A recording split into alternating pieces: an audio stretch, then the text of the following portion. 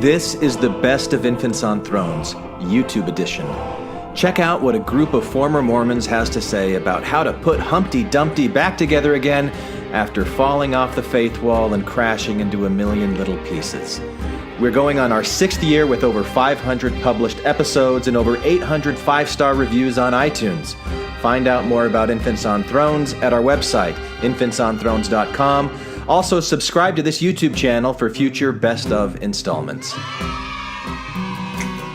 This episode was published in October 2018 and is the final installment in a 6-part series we did reviewing a book called A Manual for Creating Atheists by Peter Bogosian. Now, because most of us on this podcast are former Mormon missionaries, the idea of proselytizing for atheism, it just really rubbed us the wrong way. But having this conversation with Street Epistemologists Reid Nicewonder and Anthony Magnabosco made us feel a lot better about things. And really, isn't that what everyone ultimately wants? To feel a lot better about things? It's a great discussion. Anthony and Reid were terrific guests. Enjoy. Final question. What do you think has changed your mind? Like, what are thoughts that you have now that you wouldn't have had before because you've been going out and doing your street epistemology? First, atheists are not rational by default. Just because you don't believe in a God does not mean that you came to that decision using a reliable process, nor does it mean that you are exempt from other beliefs that are untrue. There's nothing special about an atheist where the second you discard your God belief, you're suddenly this wise, rational person. And second, I would say, saying I don't know is okay. It's okay to be uncertain. There's nothing wrong with saying that you don't know. And that's actually a good thing to model. I'd rather say I don't know something than pretend that I do.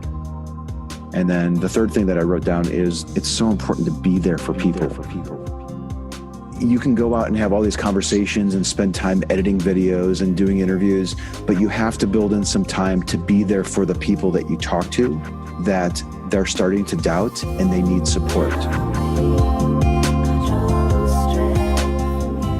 I spend quite a bit of my time every week talking to people that have either watched my videos and they're having some difficulties, or they're actually people that I've spoken to that are struggling with the belief that we talked about. And that's important. Make time for the people that you're speaking with, and you're not playing around when you're having these types of conversations. This is Infants on Thrones, the philosophies of men mingled with humor. We are the Quorum.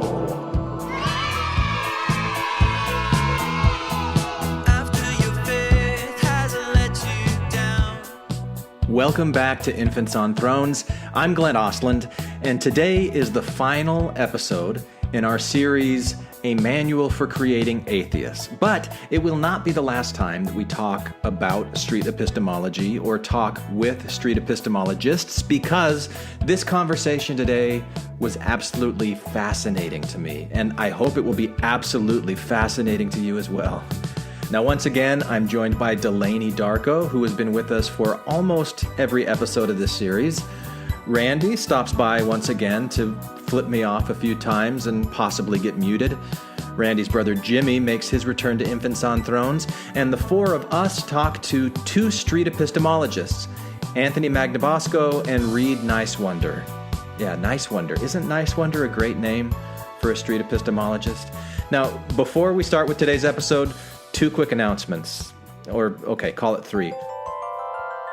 First, Anthony Magnabosco, who you will be hearing in today's episode, will be returning to record with us this Sunday night, October 28th at 10 p.m. Eastern. We're going to be reviewing a video that we mentioned briefly in here where he interviews a Mormon couple and does his street epistemology thing. So we'll review that kind of the way the panel reviewed the Mormon missionaries a few episodes ago.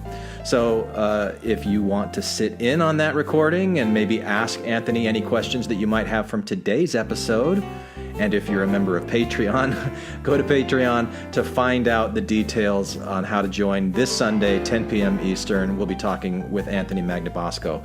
Now, There's also a great new smackdown of anti-Mormon crusader go Jeremy Goff coming this week. Again, to Patreon supporters. It's his video, How Satan Tricks So Many into Believing His Lies. It's so good, you guys. It's so good. And it's perfect for upcoming tricks and treats. I'm going to say that my smackdown of Goff is the treat there, you see. So that'll be published on Patreon later this week. And then finally, also this upcoming Sunday, you will hear the October 2018 Infant General Conference episode with talks from Elder Oaks, of course, and the perpetual good one, Elder Uchtdorf, as well as some super important revelations from both Russell M. Nelson and the resurrected Joseph Smith, as well as some parody songs from Weird Alma and Weird Glenn as well. So that's on its way. And now, let's jump into today's episode with Street Epistemologists Reid Nicewonder and Anthony Magnabosco. I solemnly swear I am up to no good. It's like a rivalry. It's a big rivalry. And my daughter's team is playing really well. But I don't know how you said they're praying really well. I did not say praying. I've got it recorded. Actually. No. Did I really? No, you corrected yourself. You said playing really well. I just got noticed that they won it. Okay, so I'm going to shut my iPad off here. So they must have prayed very well. They prayed. It worked. Is everyone here a non-believer? Former Mormon? Is that besides you and Reid, yeah. Well, I'm a non-believer. Yeah. You're a non-believer? Oh, absolutely. Okay. He doesn't believe in a damn thing. Nothing. No. Just nothing. I believe in loads of things, just not that thing. Not that thing. I get that all the time. You're an atheist? Like you believe in nothing? Like, well, no, there's lots of things I believe. Yeah. Are there things that you accept on faith? Possibly, depending on how you define it. Right. Depends on your definition. It's quite likely that I do. Yeah. I'm editing this video right now. It's funny because she mentions faith and she mentions it before she even gets to a claim. Like she just started, I talk about a couple subjects that we can talk about. And then she says like, kind of what you're talking about is like kind of faith-based stuff, right? I'm like, oh, it's interesting that you mentioned it. So we talked about faith. She ended up defining it 4 times. And then we picked a belief that she had and then we examined it. So it was kind of reverse. It was flipped. Huh. So were the 4 definitions consistent with each other? No, they kept consistent. Well, they were getting more and more focused as she kept talking. Oh, okay. So like at first faith meant a group of people who believed the same thing. And then it was expectation. And then it was indoctrination. And then it was believing in things that you can't see. So her definition became more and more into focus as the conversation progressed. It was really cool. That seems like a very productive conversation then. And then being able to use the most focused definition of faith. What belief did you guys focus on? She was a Roman Catholic, I think, a Christian Catholic. And what was really interesting is that, you know, as we asked people where they are in their confidence, she put herself at 100 or at a 50%. But she was with a friend who was acting as my assistant, even though I didn't quite end up using her as much as I wanted to. Not using her, but having her be my helper. She was saying that she was 99% sure that her God was real. So then it's just really, it's really cool. It was a much different talk than normal. And did those scores change by the end of your discussion? We talked about what her life would be like if she dropped to a 5 from a 50. Mm-hmm. And what was really cool about this talk is that, oh my God, this would actually be kind of cool for the show maybe, but her friend who was at a 99 said, well, what'd she say? What would you do with all your time if you didn't believe that this was true? Like she was seeing the value in her confidence tied to all the things that she does, all of her community and that type of thing. And she said, oh my gosh, if you didn't believe and you didn't go to church every Sunday, you'd spend all your time questioning things. And I said, well, would that really be a bad thing? So we talked about that too. Like, it was just really neat. Yeah. All right. So why don't we just go around the horn and make some introductions first? I think our listening audience will be familiar with Randy. They'll be familiar with Delaney. She's been on for, I think, 3 of the 4, maybe all but one of this series so far. Right. And then Randy's brother, Jimmy, we've had on for, I don't know, probably 6 or 7 episodes at some point in the past. He's been on Infants on Thrones before, but it's been a while. So Jimmy, for people who might not be as familiar with you, why don't you give a little bit of a background and introduction, and just to get used to your voice? Well, my background is that I left the church in 1991. I was, I did my doctorate in philosophy. And so my background is philosophy. I don't know. What do you think? Can you hear me? Yes, I can hear you, Randy. What's my background? We can all hear you, Randy. I'm going to mute you while you're walking around, if you don't mind. Okay. And when you left in 1991, this was like before internet. It was nothing like the way that people are leaving the church today. Was it a rather lonely thing? What was it like? It was very lonely, and there, is. It's really hard to talk about what it was like in 1991 to leave the church, and you become a cautionary tale, and so yeah. Randy, 1991 was when I was my first year in Japan as a missionary there. So interesting. I was going the opposite direction at that time. Yeah. but starting to turn, because that's where it all started to turn for me.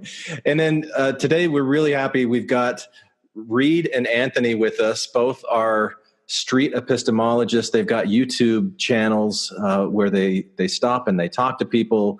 I think this is the 5th in the series of a manual for creating atheists. And we've been talking about street epistemologists without ever talking to street epistemologists. So we're really great that we get to have you here. So let me start with you, Reid, if you could give a little bit of background and introduction, who you are. Sure thing. Thanks, Glenn. My name is Reid Nicewonder. I have a YouTube channel called Cordial Curiosity, where I upload interviews I have with people using street epistemology, where I try to.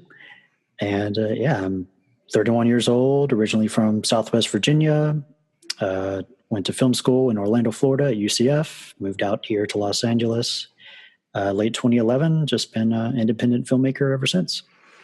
And we were talking before we started recording, you were raised Southern Baptist and you were pretty religious until about college, is that right? Yeah, I raised Southern Baptist, stopped going to church when I went to boarding school in high school, took an Eastern religions class that kind of opened my mind during high school.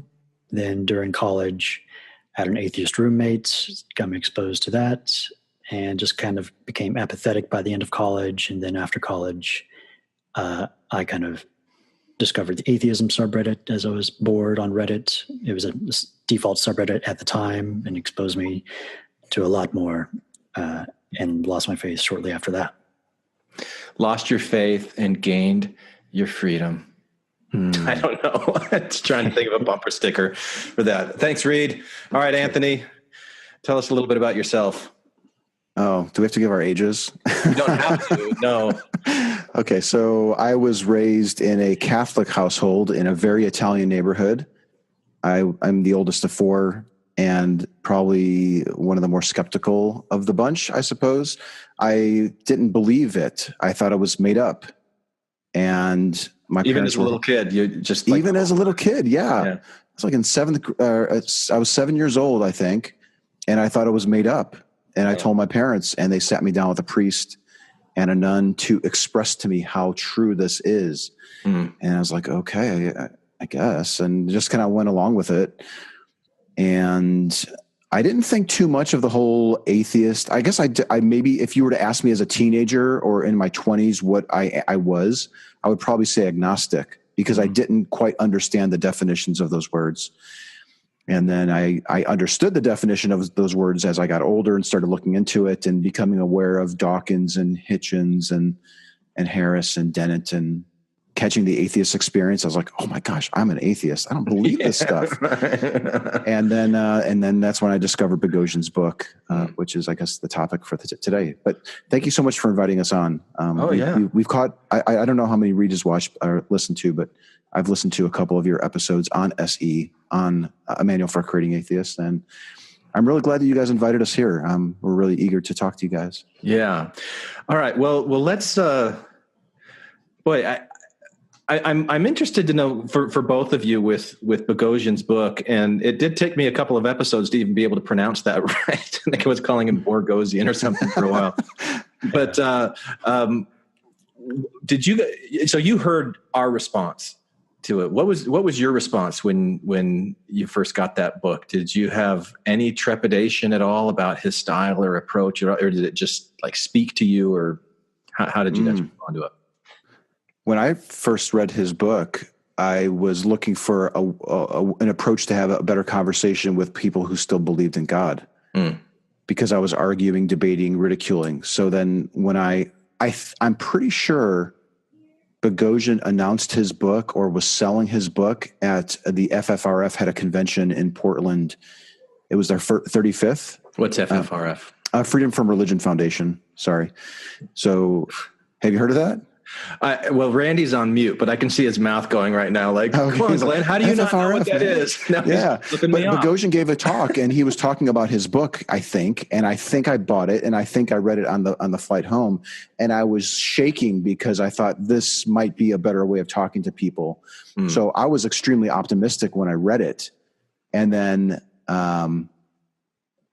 when you try to put it into practice, you end up learning even more. We can get into that. I think we'll probably get into that. But to answer your question, no, I was ecstatic that there might be a better way of talking to people.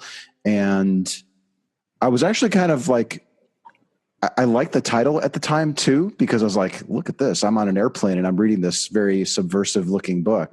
I guess we could probably get into the title of the book too, because I think it's now somewhat problematic. But that's kind of where I'm at. Okay. Yeah, the FFRF is the Freedom from Religion Foundation, or the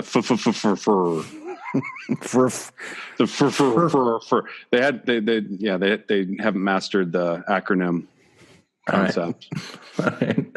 How about you, Reid? What was your experience with the Bogosian book? Yeah, I guess at the time I was volunteering for this nonprofit here in Los Angeles called Atheists United, and I was pretty much into secular activism and science education. And then I think I read the book a few months after it came out. I was pretty intrigued by it, but didn't think too much about it for a while. And then I think in January of 2015, I stumbled across Anthony's videos. I saw how it could be used in practice, and that got me really intrigued. And ever since then, just really loved it. All right. That's really funny, because when I think of my videos in January 2015, I'm kind of cringing because I don't think that they were really very good, but there weren't a lot of examples of SE out there, and there certainly weren't a lot of examples of atheists calmly talking to believers. I think that may have been that was kind of a novelty back then. It might still be. Yeah, what made you want to take it in that direction? I mean, because it sounds like you had been talking with people of faith before. You were questioning your approach and the effectiveness of it. Am I reading that right? But were you having the same types of conversations, or was it just with like family members, friends? I was not using SE with family and friends at all. Yeah, I went straight to street preachers with a camera. Okay. And dabbling a little bit online with the idea of there are no examples out there. Let me at least start recording stuff and posting examples, and maybe people will give me feedback. And that's what happened. That's why I'm kind of cringing when I think of January 2015. My goodness. because I think I've progressively gotten better at the approach, mainly because of feedback and as Reid likes to say, falling forward, like learning from your mistakes, recognizing that you screwed up, and then trying to get better at it next time. And there was a need, I think. There was a desire for examples, and I myself wanted them. And I thought, well, if I want examples, there are probably other people who want to see this approach being carried out above and beyond the examples that were in the book. Now, are you talking about, because like when I go to the USC game this Saturday, there's going to be these people with megaphones that are shouting, "You're going to hell." Yeah. And I always piss off my wife when I engage them, but I have to engage them. Mm-hmm. But are these the kind of people you're engaging? Well, but how do you engage them, Randy? Like a dick. You know what? They're being dicks too. The interesting thing is, looking back, starting with street preachers, while at the time it seemed like the best move because I wanted to have repeat conversations with people who really, really strongly believed this stuff. And I thought, well, they're there on Saturdays and Sundays, and I've got time on Saturdays and Sundays. Let me go talk to the street preachers. They were probably the worst person that I could have started with because they're very closed. They're in a venue where they're preaching. They're not there to honestly reflect on their views, right? They're in preach mode. They're in transmit mode, not in receive mode. So that was probably a learning experience in itself of like the venue considerations and the mindset that a person might be in when you decide to engage with them. Did you find, did either of you do Mormon missionaries, have interactions with them? Yeah. I have. Yeah. I was thinking about that before this call, how many times I've met Mormons. And I think I've had 4 exchanges with Mormons, not as many as I would like. And probably more. Like I may have met a Mormon who thinks that karma was real and they didn't want to talk about their God belief, but they wanted to talk about karma, for example. Assuming that Mormons believe in karma. If you met a Mormon, they would be really happy to tell you that. Okay, yeah. I was thinking, I don't know if that's the best example. But I've run into a couple of Mormons. I usually run into them like when I'm out getting lunch or something and there's 4 of them.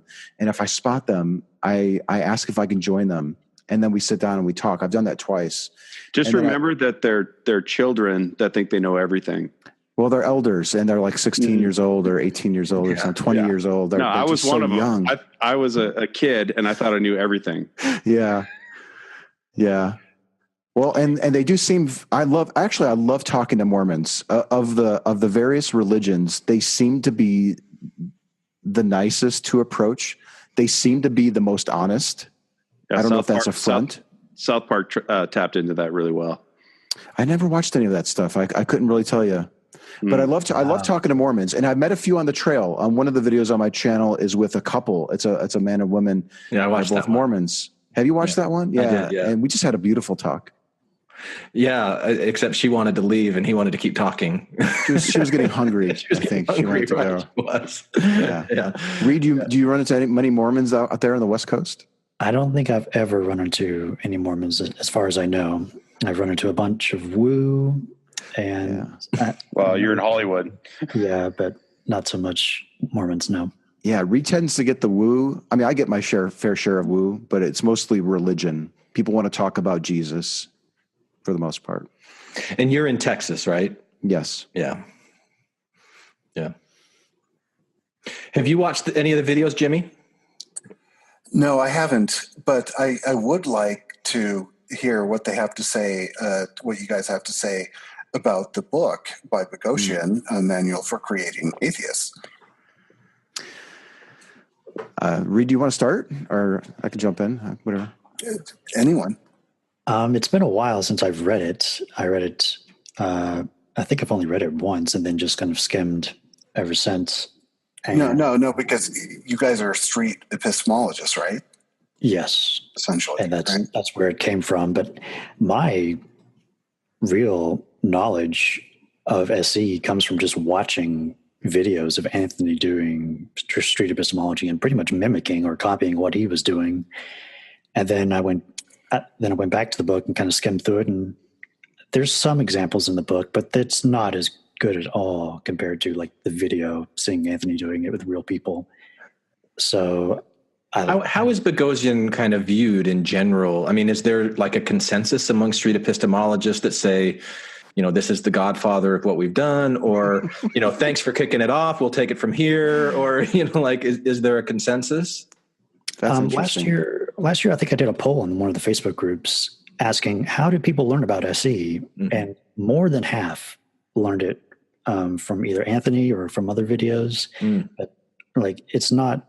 So Bogosian's not a big player at all. Not recently, no. But I guess you could say Bogosian planted the seed with his book, and it caught the attention. It broke through the noise, and some people, including myself, discovered it and went out to put it into practice. And then we learned things that worked really well and things that didn't work very well.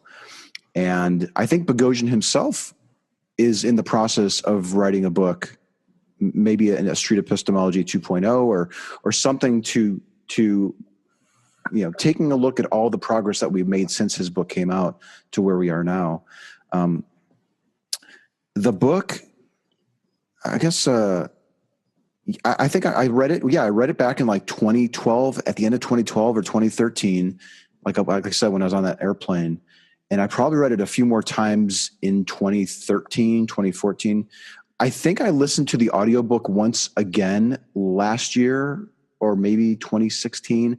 And I remember thinking, like listening to in the book, there are a couple of examples. That was the thing that I liked the most, was this back and forth dialogue he would have with people. Right. Yeah. I was like, oh, this is it. Like this is the method being acted out here. Although I think he was drawing from real experiences. And I remember thinking, ooh, he's kind of brash. Like he's cutting the guy off. And I don't know if I would quite answer. I don't know if I would quite say that. Like it was almost snarky in a way. Yeah. So, but that's the beauty of this approach. And I think Bogosian himself would probably, I don't want to put words or thoughts into his head that he doesn't think, but I would imagine that he's probably pretty happy with where we are with SE today compared to where it was. Mm-hmm. But you'd have to ask him for sure, to be sure. What did you think of the book, Jimmy? I thought it was one of the worst books I've ever read as a philosopher. It's just a terrible book, and I'm an atheist. It's just awful. It was just awful. Could you say why? Did you listen to it or did you read it? Were you the one? There was somebody that was that didn't like his voice or something. Okay, so here's one thing that he does, is that he begs the question in really ridiculous ways. So faith is pretending to believe what's not true. And then he puts it through all kinds of like little iterations that are really silly. I mean, this is something that would not make it through a high school class. I'm sorry, but I honestly think, as an atheist who's been a philosopher, who's been, dealing with this stuff, that he is an embarrassment. And there are so much better people. Like, look at what, look at like every single chapter in that book. I've been reading it the last 2 nights, and I'm like, okay, I'm kind of embarrassed to be an atheist. There are like much better people. There's like Stephen I think we're Bala talking to there. 2 of them, Jimmy. Yeah. Well, seriously. I mean, yeah. like look at that thing where he says, where he talks about faith. And he talks about faith and he says, oh, I've got this like James Randi sort of thing that I'm going to do, where I'm going to ask you to separate faith from hope. And it's just bad. It's just bad. I'm just sorry. It's just bad. Yeah, I would say the idea that faith has 1 or 2 specific meanings as they're presented in the book is not where I'm at. This took years. I think when I first went out, I was like, oh, I even have tweets where I'm arguing with people saying like, no, faith is either pretending to know something that you don't know, or it's belief without evidence. And then it dawned on me at some point through having dialogue with lots of people that people have different definitions of this word. Right. And there are other words too, like God has a whole bunch of definitions. Yeah. One thing that we tend to do these days, if you look at any of the recent examples within the last 3 or 4 years, we tend to ask people to define the words that they're using, and we tend to accept. No. Defining a word is like a very naive way of looking at things, right? Okay, define faith for me right now. Would you like my definition of it? No, I would like a definition that works in the way that, seriously. Are you asking for the definition that I use if you were to ask me if I was like using faith for something? No, I'm telling you that when you try to define something, you're not making sense. Like, for example, okay, faith. Does it have to do with hope? I meet a lot of people that equate faith with hope. Okay. Now, is that a good way of thinking about definitions? Do you think words have specific meanings that never change? No. Okay. So, exactly. So, do you actually know what definition means? What is the definition? Are you asking me for the definition of definition? Exactly. No, this is part of the point, is that like there's like a real serious silliness that goes on when people are trying to define faith. So, for example, you have faith. Do you have hope? Do you have trust? Do you have all of those other things? Well, are you asking me if I have faith? I would imagine. No, I'm asking about your conception or definition. And that's one of the things that's going on when Bogosian and talks about definition and hope and faith and all that, is that he has a really awful conception of what a definition is. A very, very ludicrous definition of definition. Yeah. No, I thought that as well. And I think that what Anthony's talking about is when he's meeting people in the park and they start talking about terms, he'll ask them, what do you mean when you use this word? And whether that's the right definition or not, it kind of gives you an indication of where they're coming from to be able to engage them in a conversation and a dialogue where I from the videos that I watch of you, Anthony, you do a lot more listening than you do talking. That was one of the things about the approach that I really, really liked. I try to because listening skills and restating and that's a big part of it is understanding what words they're saying, what kind of meanings they're applying to these words. And faith is a big one. Faith is one of those baggage words that could be kind of hard to unpack. Like I was telling you, I don't know if we were recording or not, but I met a woman a couple days ago where she ended up kind of giving various definitions of the words that kept getting seemingly more focused as the conversation was progressing. So when she was no longer using it to mean expectation and she was using it to mean indoctrination, we went with that word. So it was sort of a progression.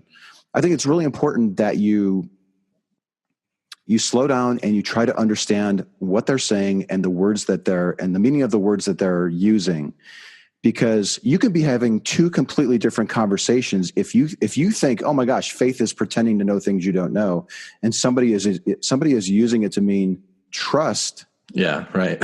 You're going to be just talking past each other. So I think it's really important to something for the purpose of the conversation, tentatively accept their definition and then have the conversation. That would be my advice. Yeah. So maybe let's back up. As street epistemologists, when you engage people, what's the motivation for doing that, and what's kind of the overall objective? Is it in alignment with what Bogosian states in his book, where you view faith as a virus and you're trying to give them treatment to cure them of the faith virus, or is it something else? For me, I really value skepticism and critical thinking. And for me, when I'm doing SE with people, I'd like to just create an opportunity for people to reflect on why they believe things. Just give them an opportunity to just talk about their beliefs, and that's usually enough to let them kind of get into a type of system 2 type of thinking, system 1, system 2, like slow and fast type of thinking. And it's really nice. Yeah, I've come to learn that those words don't really tend to help foster a good conversation. Words like virus. Yeah, if you approach it like, "Oh, I'm helping this sick person." No, right. like yeah. I very easily could be in their shoes. I probably am in their shoes on a lot of beliefs. I'm not saying that I have it all figured out and I have the truth. I want somebody like Reid to use SE on a claim that I make and help me take another look at it and possibly reduce my confidence in it. Mm-hmm. So yeah, this whole idea of, and I've tweeted stuff about like faith is a virus and this type of stuff, but I don't think it's helpful. And when you do this enough with people, when you have these types of Socratic conversations where you're using SE, I think it tends to develop your empathy towards people. Right. Yeah. In fact, I hear so many people that say, I've learned SE and now I'm so much more calm when I meet somebody that I disagree with. And that's a really phenomenal thing. It's not only changing the people that you might be talking to where you're using the method. I think it has the tendency to change the practitioner in a positive way. Mm. So then is part of that objective in your motivation for doing this your own personal enlightenment? If that's the right word, or improvement, or yeah. That's part of it. Like, yes, I want to get rid of things that are not true in my brain. Or even developing empathy for other people, where before that was like I'm sorry, I didn't mean to talk over you. That was like an unexpected bonus. Like, oh wow, like I have more empathy for people. I could be more calm when I hear somebody say something that just seems ridiculous, because you understand how fallible human minds are.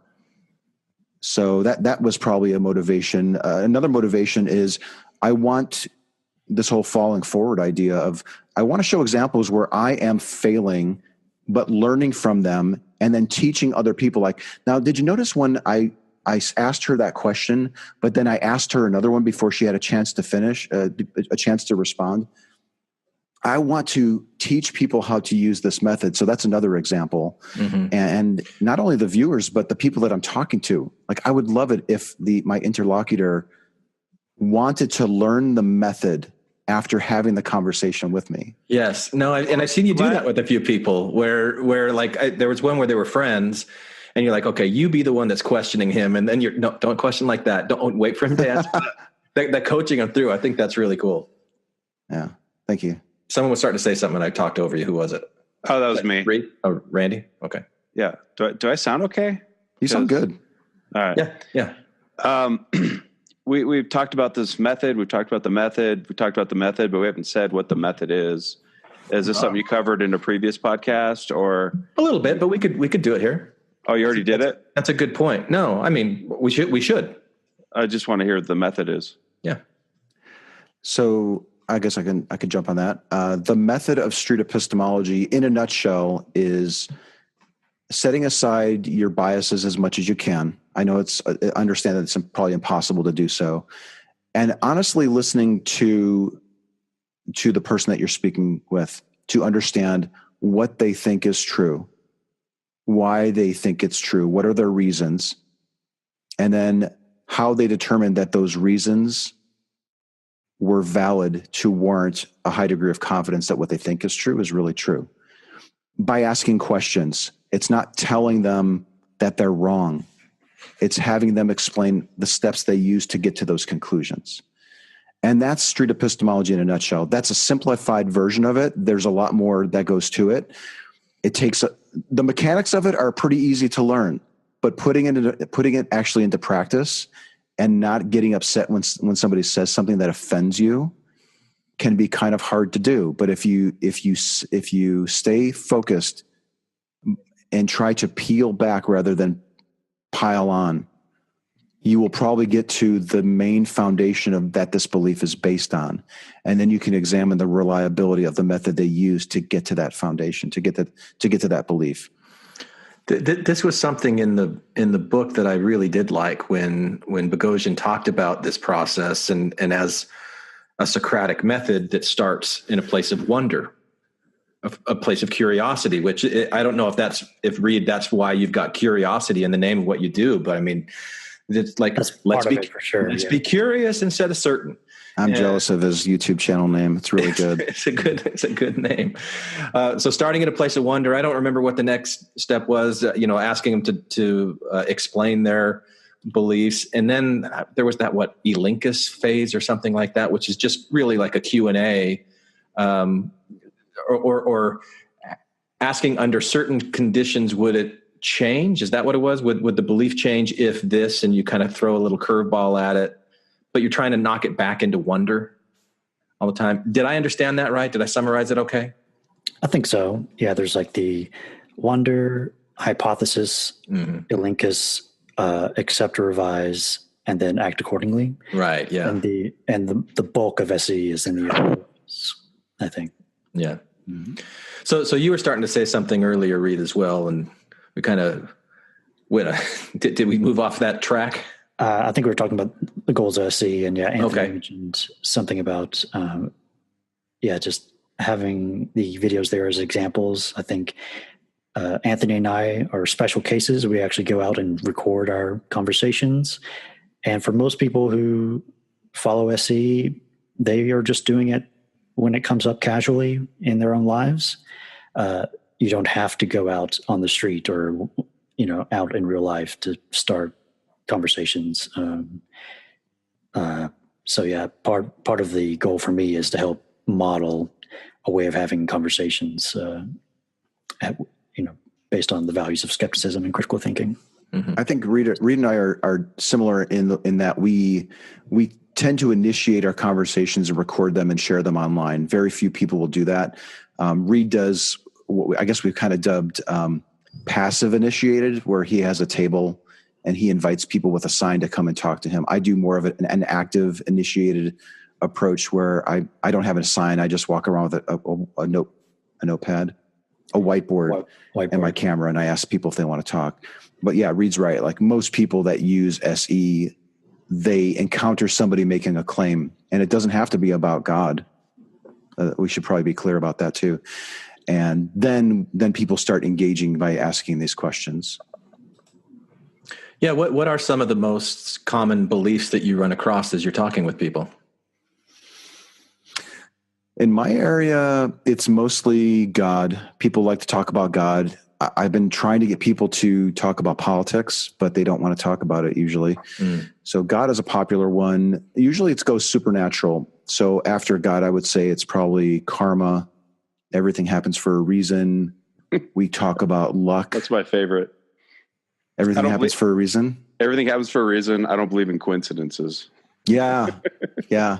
I have a couple of those on my channel. So those are pretty interesting. I tend to keep the talks kind of brief too. At least I try. I try to set a timer for 5 minutes so that I'm not holding them up for too long. Usually the timer beeps and they want to keep going. Yeah. I think the talk with the Mormon couple is 45 minutes or something on my channel. Yeah. One of the individuals wanted to leave, but I think the other one wanted to stay and keep talking. It was kind of interesting.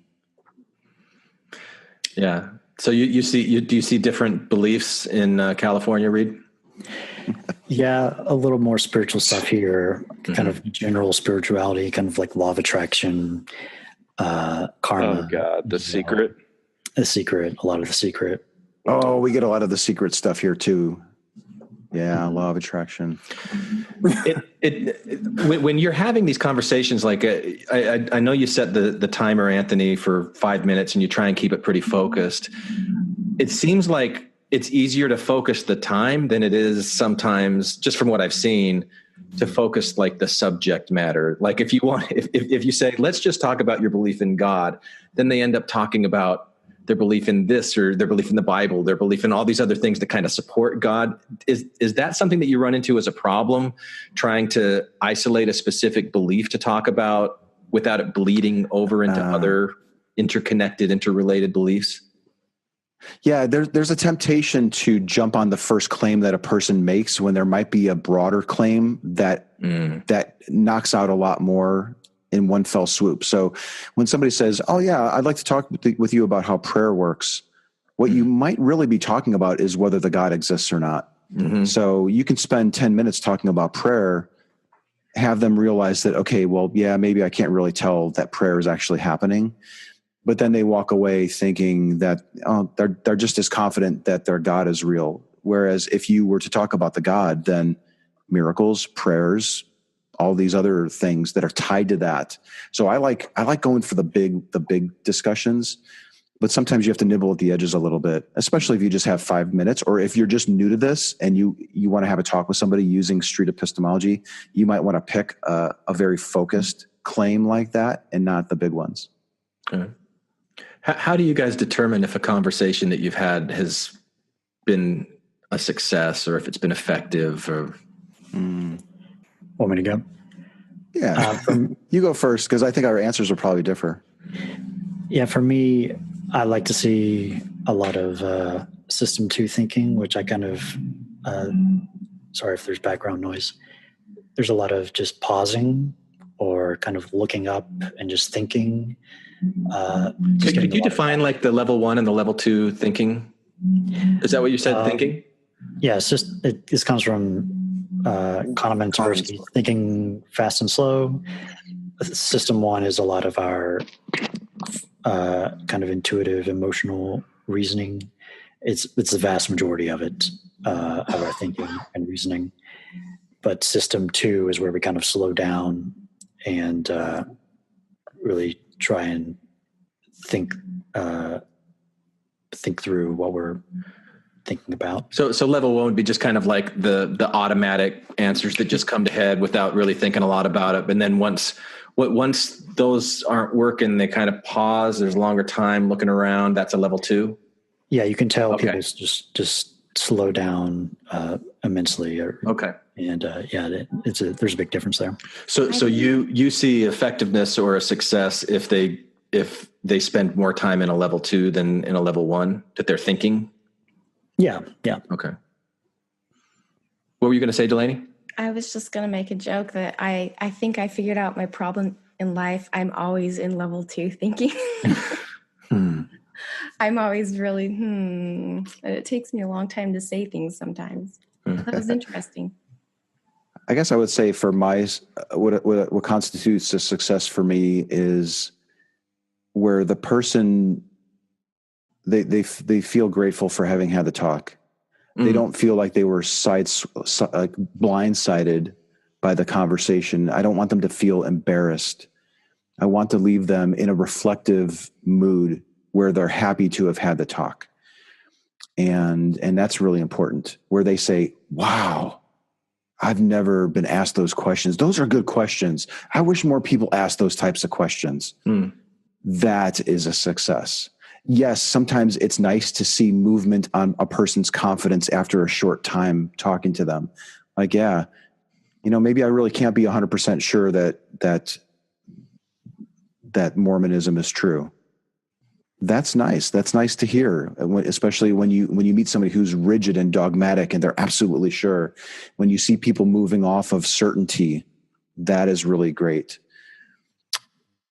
See, like I mentioned before, like seeing them walk away wanting to learn more about the method so that they can use it, or they say, I'm going to look into this because I've got a friend who wants to convert me to a different religion and I'm going to ask him some questions.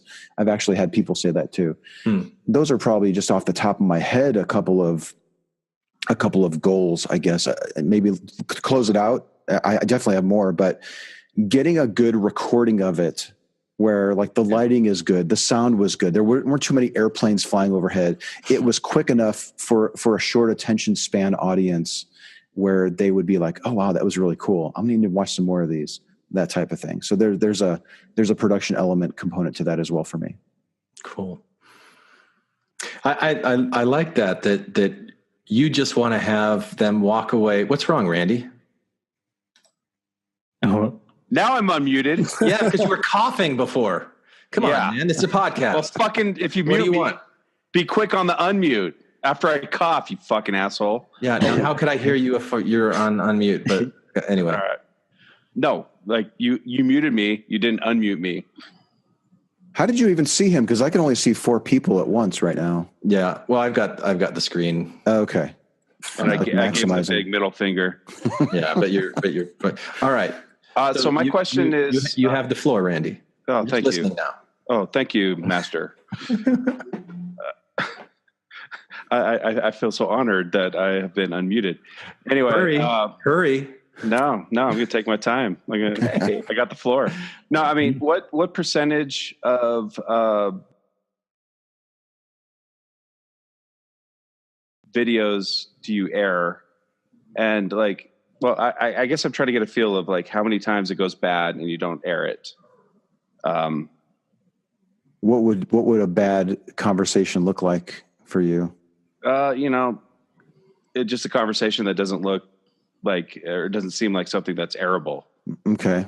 Like how much of the footage that you collect totally do you air? And I would say, how would you define that? Is it more like technical problems with the video, or is it like subject matter in the conversation? It's usually a mixture of technical and novelty. So if let's say it's not a technical issue, and I'll answer your question too. Just throw this number out. I would say 1 out of 10 I upload. That doesn't mean the other 9 were crappy. It probably means that, well, it was just sort of a ho-hum conversation about karma, or we spent 20 minutes kind of figuring out what the topic was before settling on God. And then when we did, we spent another 20 minutes just going over stories about why they thought it was true. And then their phone rang and then they scurried off, that type of thing. So I'm pretty discriminating when I decide what to upload, particularly because it takes a lot of time to edit. And I like to put captions on it. And there's this whole back end process that I have to consider. It's not that the conversation was bad or the person got upset or we ended up arguing or anything like that. That's not at all what's happened. It's more usually, well, it was kind of boring. There wasn't anything unique about it. There wasn't really anything educational about it. And I have to keep that in the back of my mind. I have an audience looking for content. Now, I recognize that could look a little weird, like, oh, he's only uploading like 1 out of 10. Like, what is he hiding? Very often I will live stream on Periscope so people can see what those other conversations look like. I even ask people, like, let me know, is that YouTube or not YouTube? And then people will basically tell me not YouTube. Or I've been, and Reid has been doing this too. We've been broadcasting the audio live through the Discord server. There's a Street Epistemology Discord server where I have one of my Apple AirPods in my ear.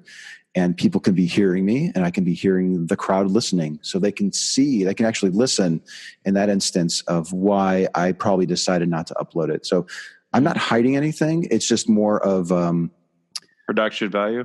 Yeah. It's more like, what's the best use of everyone's time?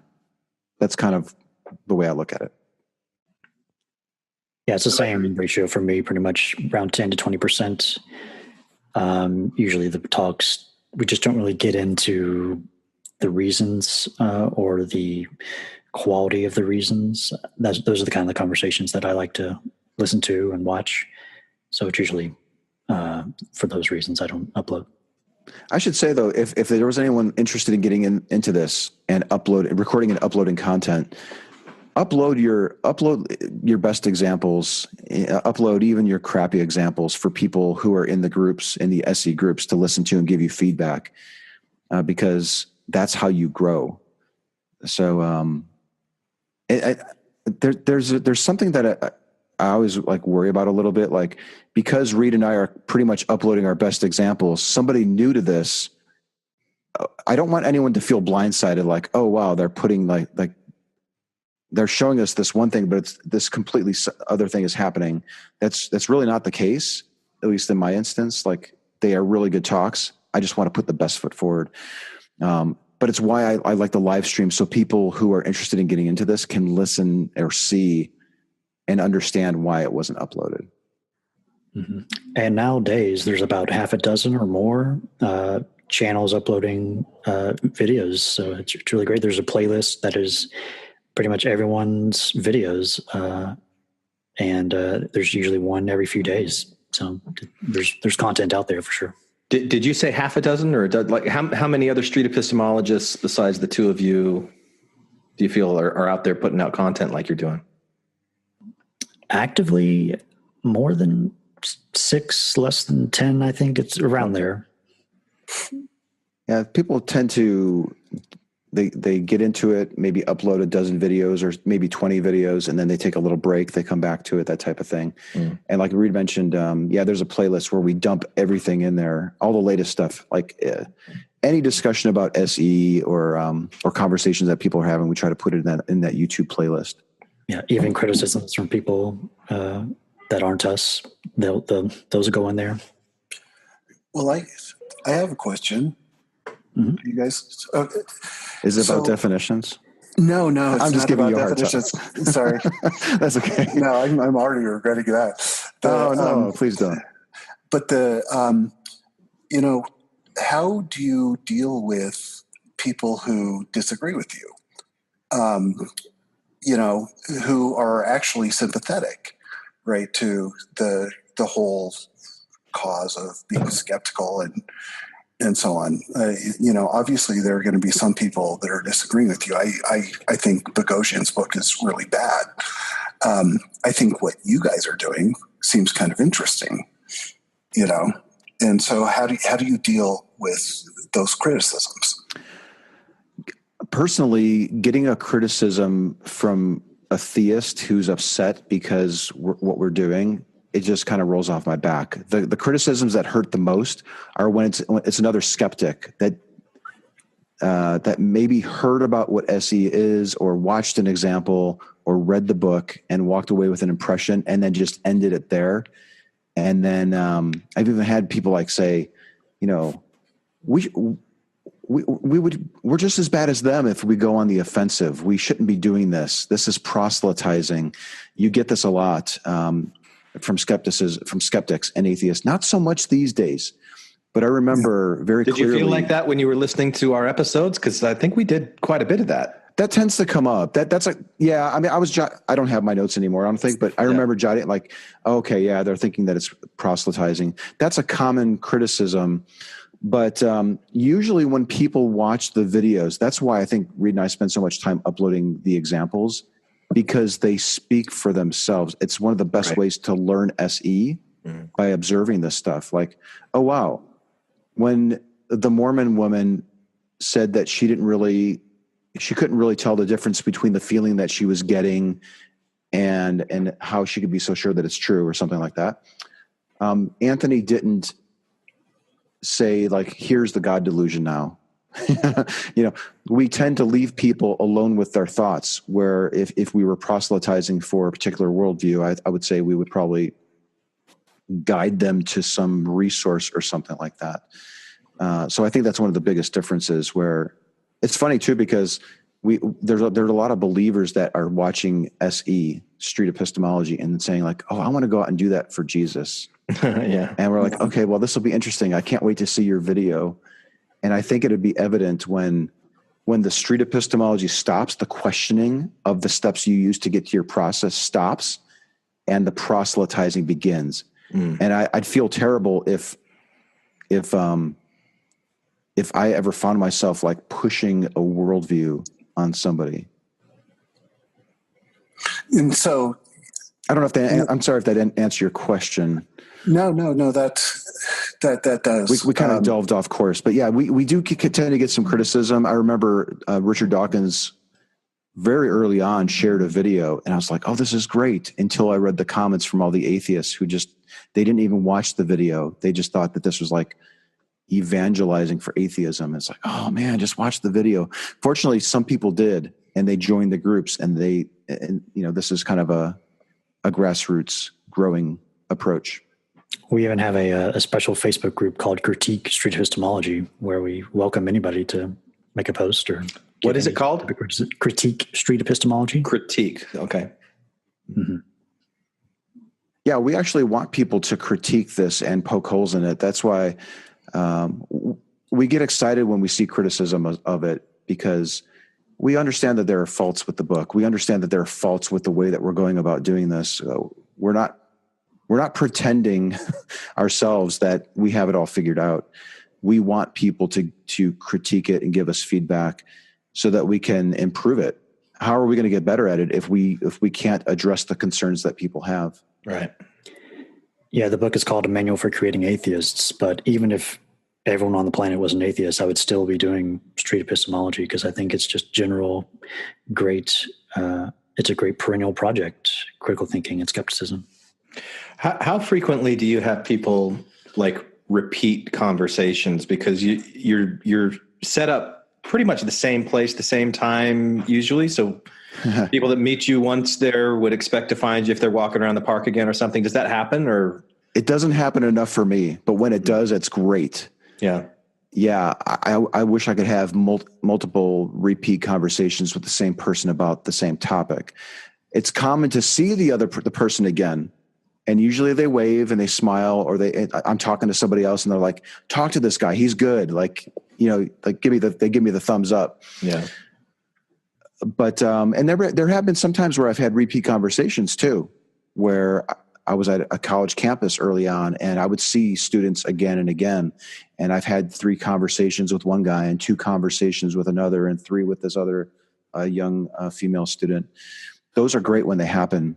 I don't really get that too much on the trail. Usually they're kind of one-off conversations, but I would really like to, we kind of joke about this, but it's like the holy grail of SE is meeting somebody on camera and having 4 or 5 conversations over the course of 6 months or a year where you can see the progress. Yeah. We have a couple of examples like that on our channels, but nothing quite end-to-end and detailed like that. Yeah. All right. The golden contact. That's what we called them as missionaries, the golden investigator, the golden contact. Yeah. So we've been doing this for about an hour. Are you guys okay on time, or you need to wrap it up? I'm really good on time. I can definitely go longer if you want. Okay. Jimmy. Yes. Do you have other questions you want to ask? For me, I would just like to say something as someone who's like part of the same world that you guys are a part of, street epistemologists, right? I actually use that phrase, something close to it, in trying to describe my teaching about, critical thinking and, science and skepticism and stuff like that as a teacher. Right. And so one of the things that really is a problem for me is that I just don't think that you guys have like a very strong sense of what religion does and its relationship to knowledge. So, for example, you talk about like street epistemology, and you go and talk to people on the streets. I could do that. I do that in the class all the time, and all that. But like the books that are the main part of this, like the Bogosian book, are just really just bad. And so I don't know how to respond. I think it's really great that you're trying to do this, but I feel kind of frustrated as a fellow skeptic. I mean, there are much better sources. Look at someone like Tanner Edis, or look at Philip Kitcher. There are so much better sources. And so I'm just wondering, do you guys think about that? Sources to understand epistemology, or to understand epistemology, philosophy, literature, the whole like meaning of life, every single dimension of life that you're talking about.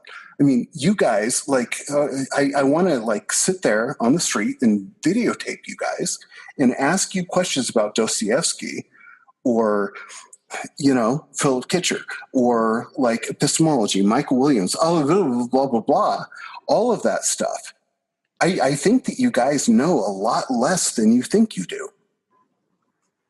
I think we would probably be the first people to agree that we don't know as much as you might think we claim to know.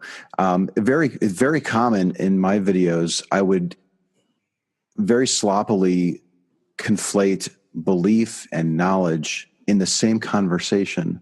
I understand now, as SE is gaining attention, academics in these fields are coming forward and saying, "You're doing it wrong. You're not studied. You're not practiced.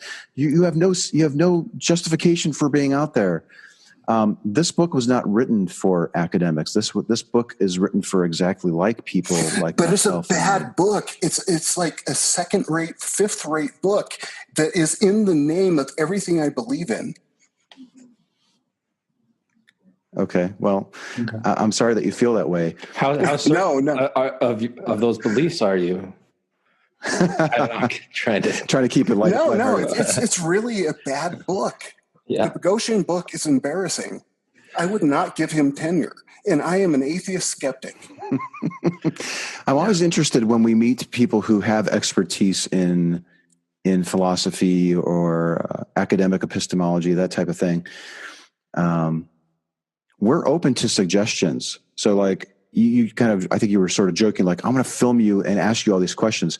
I think it would be wonderful if you would join the Facebook groups that we have or the Discord server that we have and help us get better at it. Educate us. If you think that you have a background and an expertise that can help us do what we're doing, I'm certainly open to it. We could do something like that. I'm sorry. It's just I've been like reading the Bogosian book all day, and I've just been embarrassed, right? And it's my world. So I don't know, Randy. What do you think? I think Randy jumped off. He's gone. No, Jimmy, I think now I'm going to be careful not to bite off more than I can chew here because I don't have a background in philosophy. But is your frustration with Bogosian's lack of understanding how much weight somebody's belief translates into knowledge? Like, that was my frustration, was like, we've left the church and we've all tried to talk to our family about why the church isn't true, and it almost never works. And we probably did it wrong, but you could still follow this method. And I know, I'm thinking as I'm reading it, I know this wouldn't work. They believe what they believe and they know what they know. How effective really is this message or method?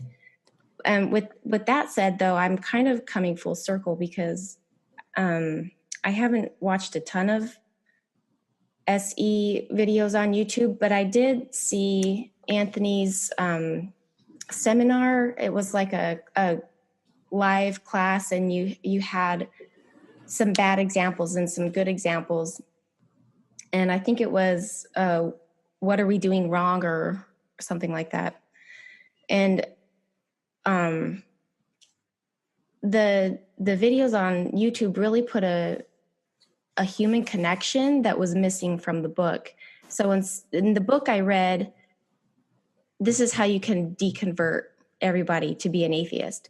But in the videos I was seeing, this is how to have a meaningful conversation that's non-threatening, that you can have with really anybody and you don't have to agree with them. I got more from watching the videos.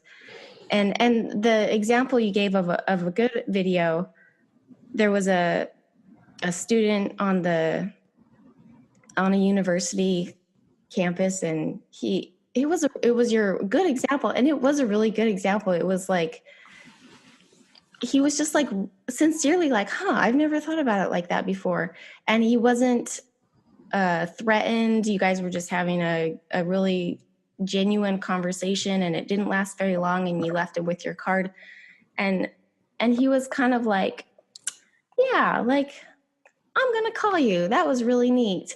And the look on his face of curiosity, I guess, or just, I've never even thought about that before. Made me think of like when I taught science to middle and high schoolers, and that's the part of this method that I love, is just getting people to think about things, whether it be God or any kind of worldview or anything, maybe in a different way, and to question why they think that way, to actually ask themselves, especially young people, well, why do you think that? And how do you know that you're right? I think it's just a really good way to open up the whole epistemology. How do we as humans know what we know, and why do we think we're right versus everybody else? Yeah, and I think especially when those beliefs become such a rigid part of people's identities at times, that like trying to, I'm picturing like people as gears trying to enmesh with each other to be able to, like cooperation or something like that. But if it's really, really rigid, it's not going to fit. It's not going to bend. It's not going to be flexible. And I like what you said, Delaney, because I kind of heard this in the different answers that Reid gave and Anthony gave as to what's a success, what's a successful encounter, where Reid was thinking about the person that he's talking to. Does he go from a stage one thinking to a stage two thinking, watching that? Anthony was more, how does the person feel about the conversation? So like not so much about making a change in the person, but did we have, did I do the kind of approach that made them feel good about the conversation? And I think for many listeners of our audience that have family members, friends that are still true believers in the Mormon Church, you might hear something like a book called A Manual for Creating Atheists, and the first thought was like, oh, awesome, because I want my family members who are on the other side of this line to come over onto my side of the line, and this will show me how to bring them over onto my side of the line. And I think what I've learned from watching the videos, and I think listening to the conversation here, you guys aren't really worried so much about bringing them over onto the other side of the line as having a conversation with them so they're more open to eventually exploring their boundaries or exploring their limits or whatever. And that it's kind of, how do you build bridges through conversations where with family members, that's really, you still got to have these relationships with people, and it's hard. So you've got to like be less rigid, be more soft. That's kind of what I'm taking away from it. I don't know. What do you guys think? Am I on the right path?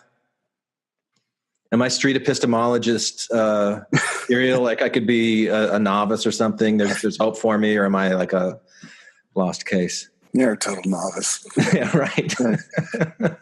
Well, this is something that I think that what Delaney was saying was really interesting.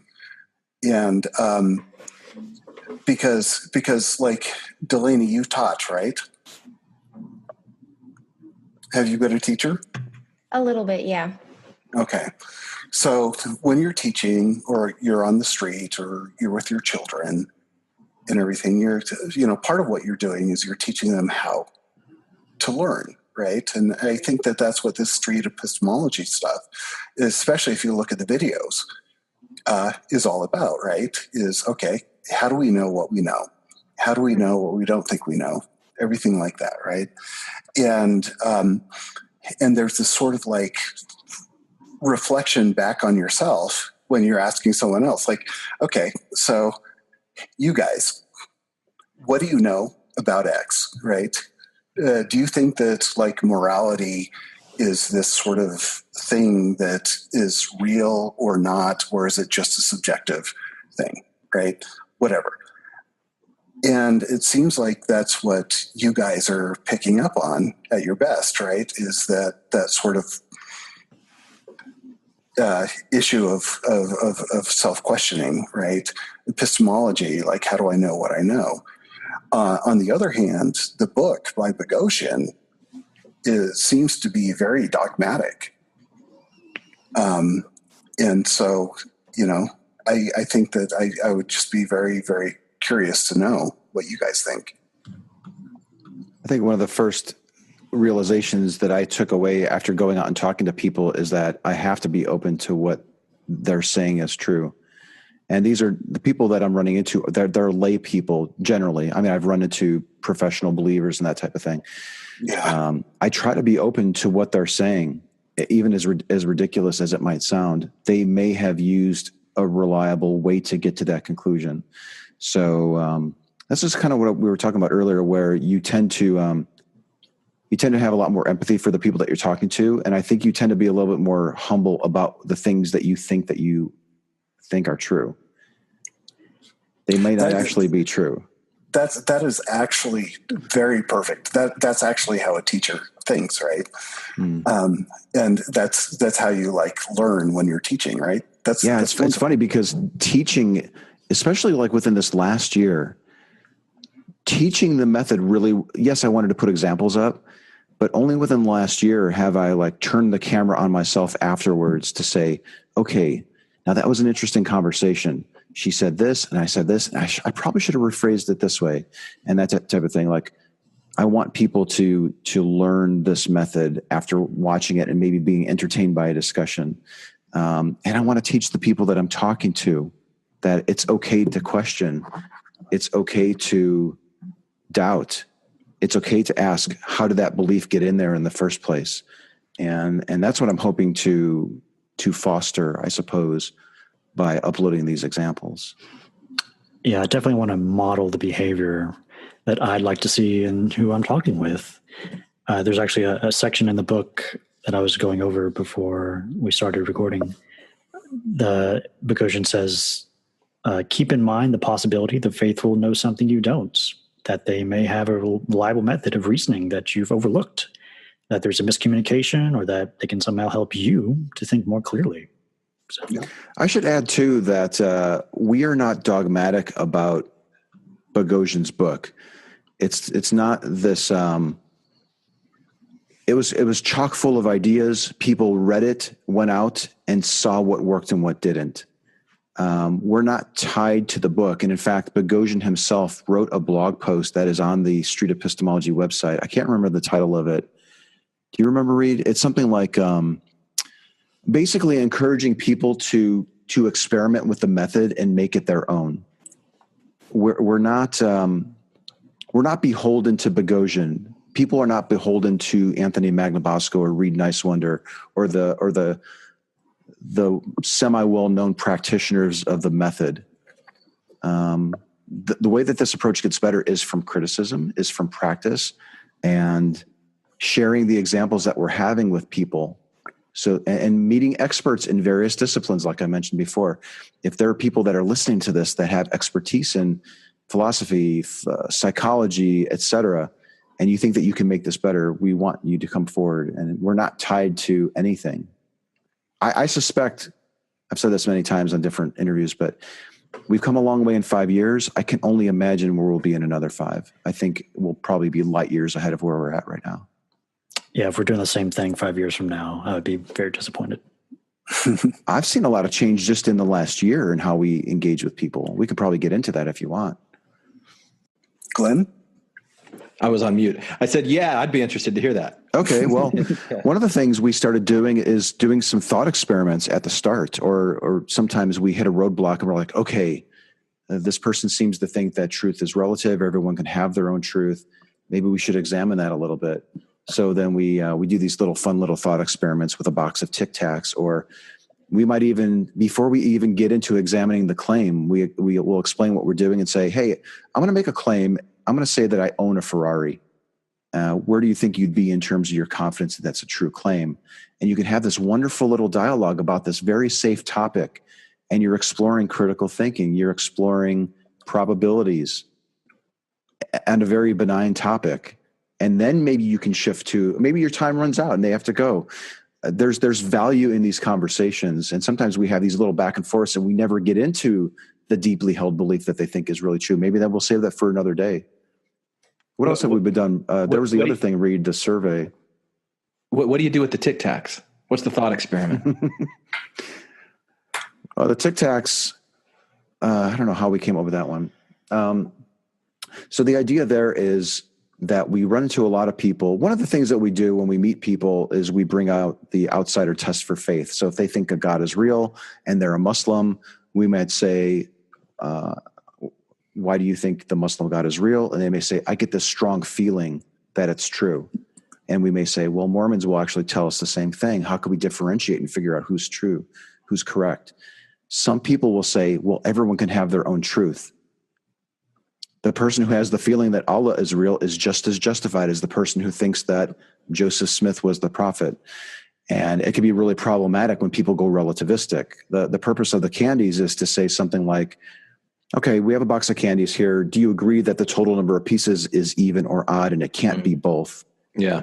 And if people buy into that, if they accept that premise, then you have a good baseline to move forward in some of the other things. That's where that comes up. It's funny how many times people will say, oh, you can, if you think that there's an odd number of pieces in there and I think that there's an even number, we're both correct. Even if we count them up and we come up to the same number, you know that you have a larger issue there. So these little thought experiments seem to help identify possible barriers to a good conversation, and you can just knock them out easily at the start. There's another thing that we do too, where there's this one practitioner, he's in South Africa, and he came up with something like a 20 question questionnaire, something along the lines of, do you strongly agree? Do you strongly disagree? Do you believe that we're sharing the same reality? Do you think that truth is the same no matter where you happen to be standing in the world? What is your view on the meaning of words? These types of questions. And you can just have a wonderful conversation just exploring these very broad concepts.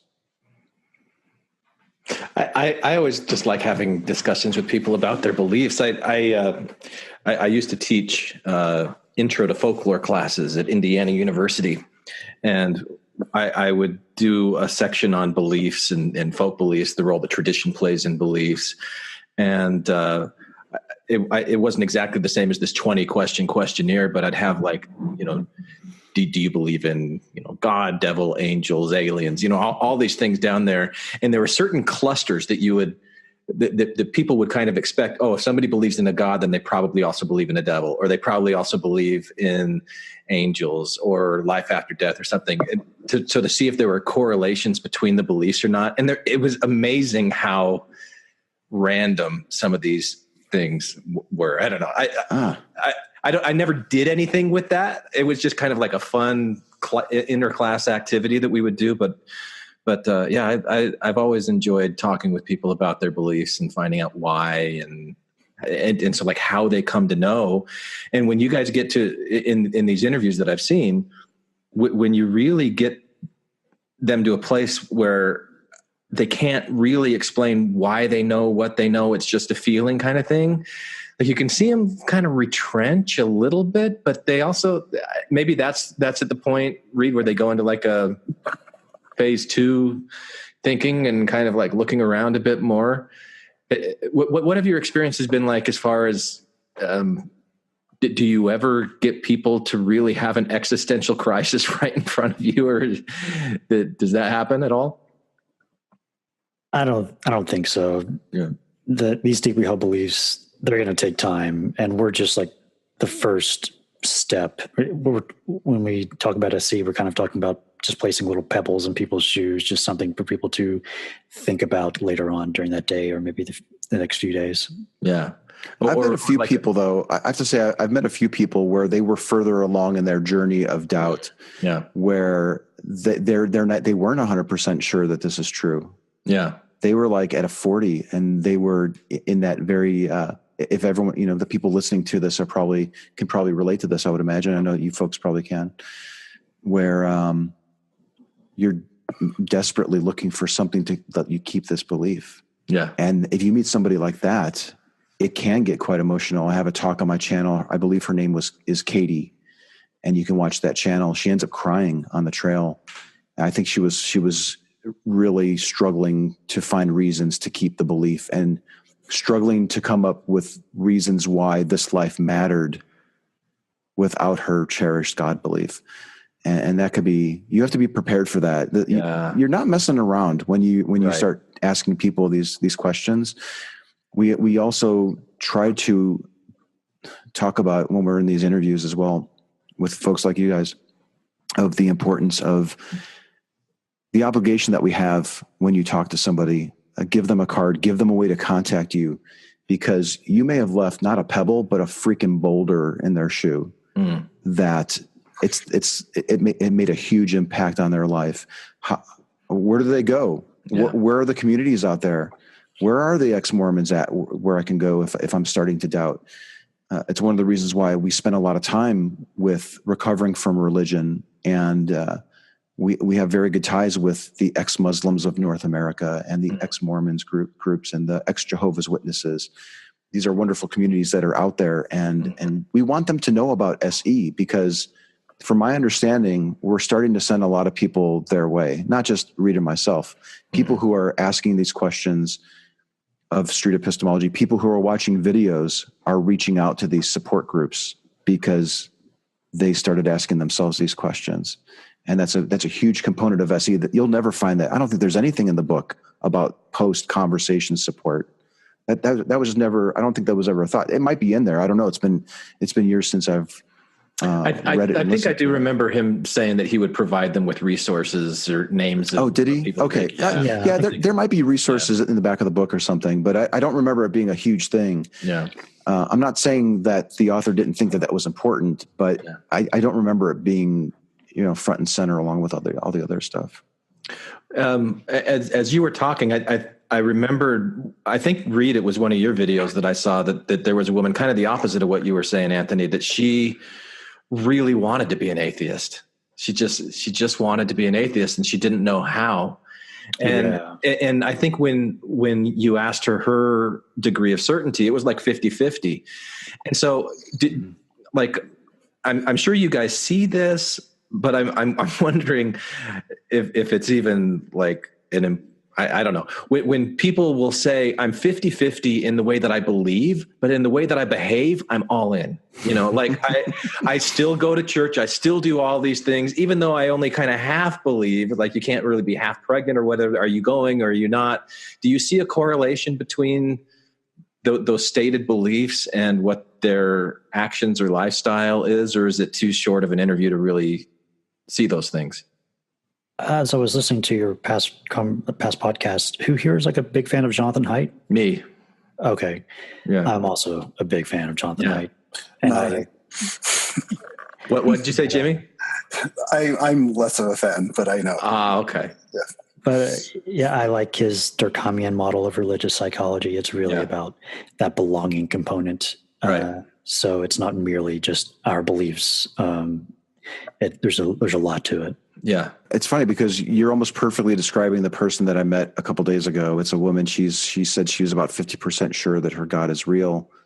She identified as a Roman Catholic, and she happened to be with a friend who was 99% sure. But we ended up talking to the 50%er, and we started getting into her reasons why. And she mentioned faith, and the definition varied 4 times throughout the conversation until we settled on one. And then I asked her, like, what would be different if you dropped your confidence to a 5? If through the course of this conversation, you came to realize that faith was a woefully unreliable method for getting to your conclusion, you're 50% now, and you dropped to a 5, what would change? And she said, well, I guess I'd probably have a lot more time on the weekends. Like I wouldn't have to go to church anymore. And she wasn't really saying a whole lot of like harmful things. Like I thought she'd say, well, I'd lose friends, I'd lose family, I could lose my job. Like the cost for her wasn't all that high. Yeah. But what was interesting was her 99% friend who was there, her friend who was 99% sure, said something like, if you don't believe in God, then you might have more time to question things. And I was like, oh, that's interesting. And I said, would that be a bad thing? And it led to this wonderful discussion where we started talking about what her life would be like if she didn't have the belief. So a lot of this goes to meeting a person where they're at with your questions. There are some people who can't even, they would be insulted if you asked them what God specifically are you believing in. They haven't even considered that other people might be believing in a different God. Yeah. And then there are other people who are like, they're just holding on to the scraps of this belief. And a few questions and they shed it, they abandon it. Yeah. And people who don't even understand that when they say that they believe in the same God, it's not. Everybody's got their own. That kind of goes back to the whole Tic Tac thing. If somebody thinks, right? Like, a lot of people will say, they're just all believing in the same God. You can kind of suss that problem out with the Tic Tac example. Yeah. Yeah. Like focusing on the characteristics of God, because if you bring up enough characteristics of God, you're going to get some people who differ on how kind or loving or forgiving or, whatever this God that everybody says they believe in the same one is. But well, when we have these talks, we try not to get too wrapped up in like what makes your God special. What's so special about your doctrine? What's so special about your God? What practices do you follow? How many times do you pray a week or whatever? I don't really care about that. I'm interested in how you determine that this is true, that your God is real. And if you stay focused on these very core claims and you ask questions, you give them plenty of time to process it and maybe even end the talk because it looks like they're getting overwhelmed, and you revisit it later, you're going to probably make some really good progress, far better progress, I think, than ridiculing somebody, laughing at them, showing them facts to show that they're mistaken, that type of thing. All right. Well, I've really enjoyed this conversation, guys. I don't really have much more to ask or to add.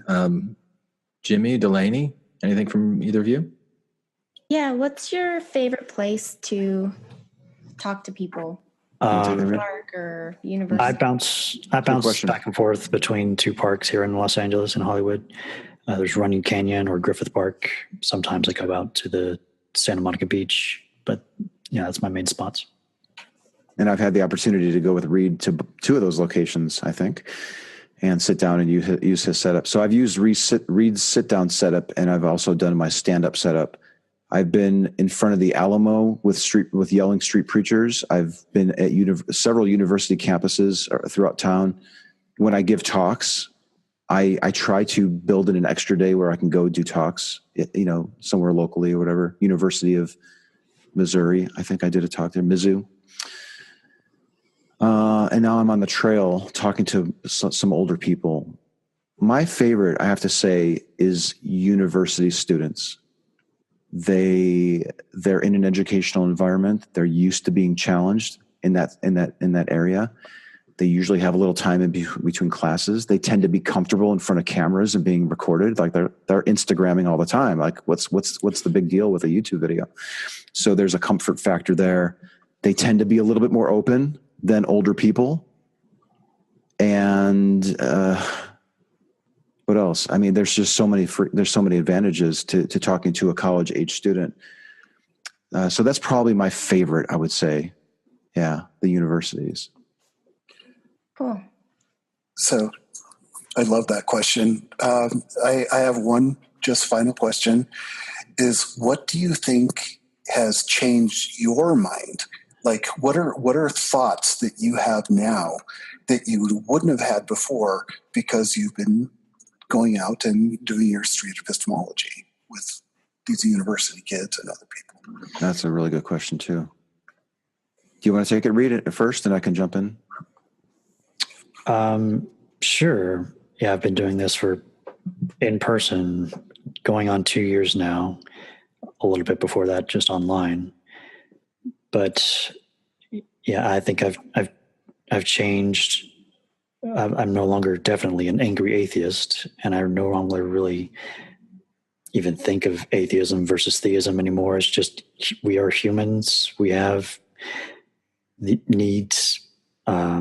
Certain ideologies help us meet certain needs, psychological or social.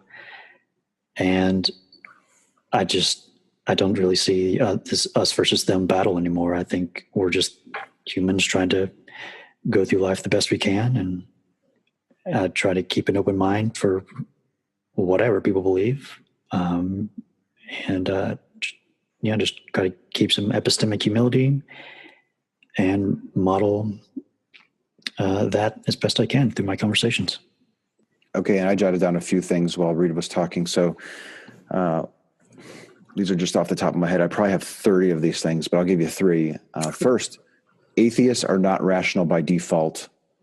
Just because you don't believe in a God does not mean that you came to that decision using a reliable process, nor does it mean that you are exempt from other beliefs that are untrue. Okay. There's nothing special about an atheist where the second you discard your God belief, you're suddenly this wise, rational person. That was kind of a wake up when I met lots of atheists who thought that they have a soul because they have a feeling that that's the case, that type of stuff. And second, I would say saying I don't know is okay. It's okay to be uncertain. There's nothing wrong with saying that you don't know. And that's actually a good thing to model. I'd rather say I don't know something than pretend that I do. And then the third thing that I wrote down is that it's important. The very important thing that I've learned is it's so important to be there for people. You can go out and have all these conversations and spend time editing videos and doing interviews, but you have to build in some time to be there for the people that you talk to, that they're starting to doubt and they need support. I spend quite a bit of my time every week talking to people that have either watched my videos and they're having some difficulties, or they're actually people that I've spoken to that are struggling with the belief that we talked about. And that's important. Make time for the people that you're speaking with, and you're not playing around when you're having these types of conversations. I want to hear the other 27. Those are great. Well, maybe if I write a book, they'll be in there. Yeah. All right. All right. Well, thanks you guys for coming on. Jimmy, Delaney, thanks for joining. Thanks for having me. Yeah, it was really nice talking to everybody and giving us a chance to explain street epistemology a little bit better. It's come a long way since the book, I think.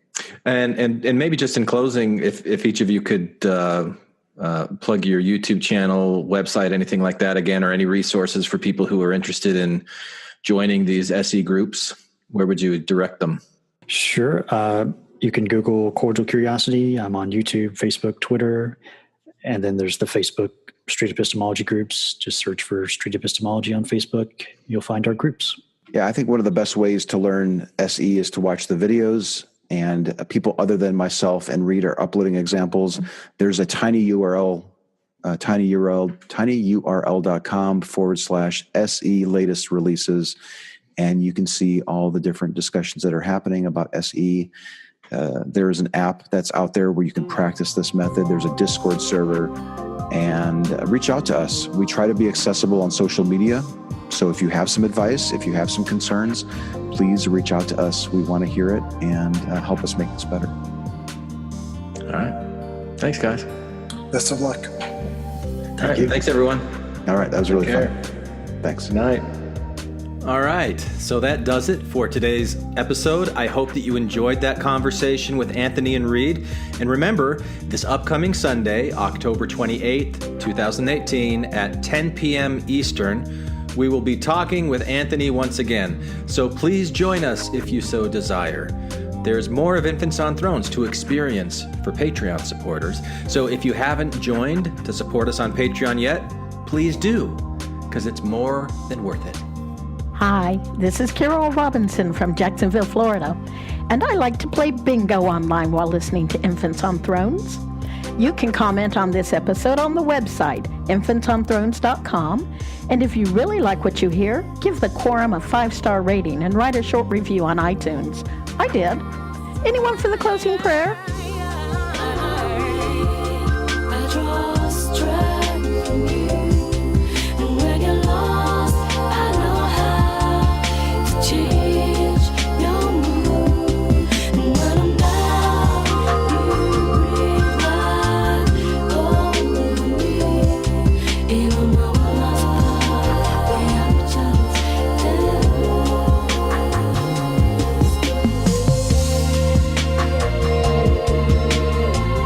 For listening to Infants on Thrones.